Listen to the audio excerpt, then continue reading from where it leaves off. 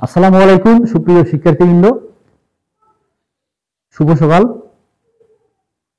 আশা করি তোমরা সকলেই ভালো আছো। আলহামদুলিল্লাহ, আমিও ভালো আছি। আজ আমি তোমাদের বীজগণিতীয় রাশির এটা প্রমাণ করে দেখার চেষ্টা করব। তোমরা সবাই মনোযোগী হয়ে বোর্ডের দিকে আকৃষ্ট হও।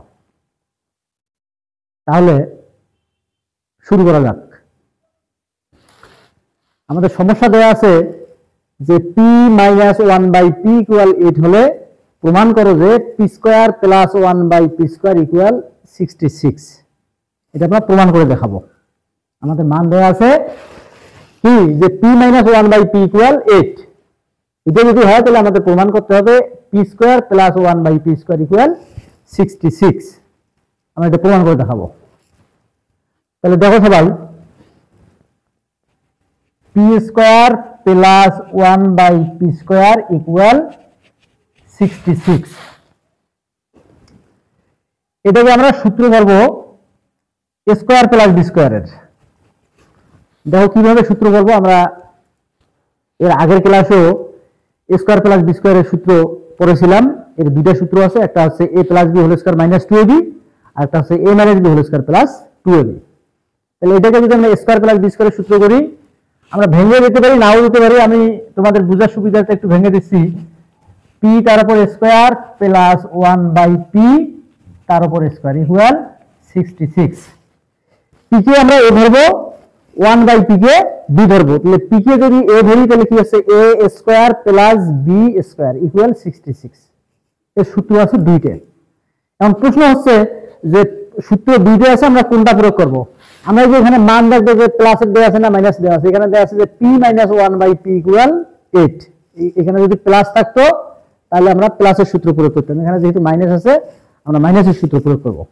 তাহলে p এটাকে ধরবো a, 1/p কে ধরবো b। তাহলে a² + b², a - b² a হচ্ছে p, b হচ্ছে 1/p, a - b² plus 2ab, 2a হচ্ছে p, b হচ্ছে 1/p ইকুয়াল 66। এই p কাটা যায়, না কাটলে চলবে। p - 1/p, p এর মান দেওয়া আছে কত? 8, তার উপর স্কয়ার প্লাস 2 ইকুয়াল 66। এটার উপর স্কয়ার আছে, তাহলে 8 কয়বার গুণ করতে হবে? 2 বার। 8 64, 64 যোগ 2 ইকুয়াল 66। 64 আর 8 64, 64। তাহলে কত হচ্ছে এখানে? 66 ইকুয়াল 66। তাহলে দেখো আমাদের বাম পক্ষ এবং ডান পক্ষ কি হলো? সমান হলো। ওকে, এই অঙ্কটা আমাদের কি প্রমাণিত। আমি তোমাদের মনোযোগ আকর্ষণ করছি, তোমরা আরো কি মনোযোগ দাও। আমি অঙ্কটা রিভিশন করে দিচ্ছি যে আমাদের সমস্যা দেওয়া আছে p - 1/p = 8 হলে প্রমাণ করো যে p² + 1/p² = 66। p² + 1/p² = 66। এই p² + 1/p² কে আমরা একটু ভেঙে দিলাম, এটাকে a² + b² এর সূত্রে রূপান্তরিত করলাম। তাহলে p তার উপর স্কয়ার প্লাস 1/p তার উপর স্কয়ার ইকুয়াল 66।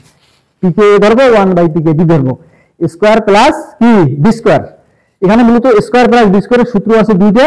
এখন প্রশ্ন হচ্ছে যে আমরা কোনটা সূত্র প্রয়োগ করব? a + b² - 2ab প্রয়োগ করব, নাকি a - b² + 2ab এটা প্রয়োগ করব? তাহলে এই যে আমাদের পূর্বের দিকে দেখতে হবে যেখানে মান আমাদের কি দেয়া আছে, প্লাসের দেয়া আছে না মাইনাস দেয়া আছে? এই যেখানে দেয়া আছে p - 1/p = 8, এই এখানে যেহেতু মাইনাস আছে সেহেতু আমরা কি মাইনাসের সূত্র প্রয়োগ করব। যদি এখানে প্লাস থাকতো তাহলে প্লাসের সূত্র প্রয়োগ করতাম। তাহলে কি হচ্ছে? a হচ্ছে p, b হচ্ছে 1/p, তাহলে কি হচ্ছে a - b² plus 2ab, 2a হচ্ছে p, b হচ্ছে 1/p ইকুয়াল 66। p কাটা যায়, না কাটলেও চলবে। p - 1/p এর মান 8, এর মান দেওয়া আছে 8। মান যাই থাক, বই তোমাদের দেওয়া আছে 8, যদি অন্য কোনো মান থাকে আমরা কি সেই অনুযায়ী কি মান বসাবো। তো 8 তার উপর স্কয়ার প্লাস 2 ইকুয়াল 66। এটার উপর স্কয়ার আছে, তাহলে কত হচ্ছে? 8 64, অর্থাৎ 64 প্লাস 2 ইকুয়াল 66। 64 আর 2 যোগ দিলে কত হয়?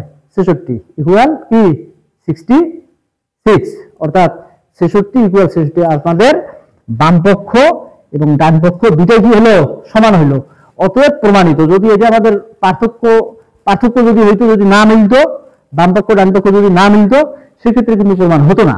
তাহলে বাম পক্ষ ডান পক্ষ যেহেতু আমাদের সমান, সেহেতু আমাদের কি অঙ্ক সঠিক হয়েছে। আমরা এখানে লিখতে পারি যে সুতরাং P square plus 1/p square equal 66, proved.